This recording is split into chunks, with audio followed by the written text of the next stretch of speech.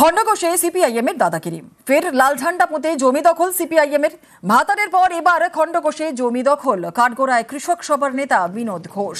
পাট্টা পাওয়া জমি থেকে উচ্ছেদের অভিযোগ। জমি দখল ঘিরেই শুরু রাজনৈতিক তরজা। এই জমি পুনরুদ্ধার করার আন্দোলন এর জারি থাকবে,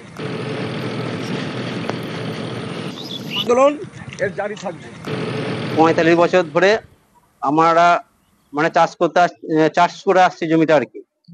এই গত দিন 10 হলো রাজু হাজরা আমাদের গ্রামের সেই জমি দখল নেয়। ওরা বলতে চাইছে যে সিপিএম আমলে দিয়েছে, তা এগুলো ভুয়ো পাট্টা। কৃষকরা একতা হয়ে আমাদের জমি আমরা পুনরুদ্ধারের জন্য আমরা সেই জমিতে আমরা আলবাঁধ আবার যেমন ছিল তেমন করে দিয়েছি। গরিব মানুষের জমি গরিব মানুষ নিজের অধিকার প্রতিষ্ঠা করেছে, এর আলাদা করে দখলের কোনো প্রয়োজন হয় না। মানুষ যেখানে চাষাবাদ করতেন, ভূমিহীন মানুষ তারা পাট্টা পেয়েছিলেন, সেই পাট্টার পুনরুদ্ধার সরকারি খতিয়ানে ছিল। ভূমিহীন মানুষরা এত বছর ধরে ওই জমিতে চাষ করছেন, কোন আইনে তাদেরকে উচ্ছেদ করা হলো সেই নোটিশও তো আমাদেরকে দেখায়নি।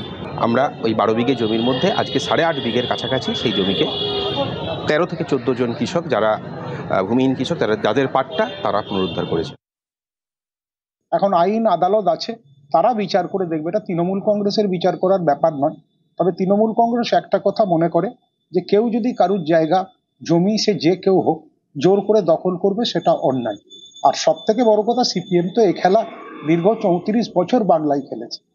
লোকের জমি দখল করা, বাড়ি দখল করা, দুটো ফ্ল্যাগ পুঁতে 10টা লোক নিয়ে গিয়ে করলে কি আর বিরাট সহানুভূতি পাওয়া যায়?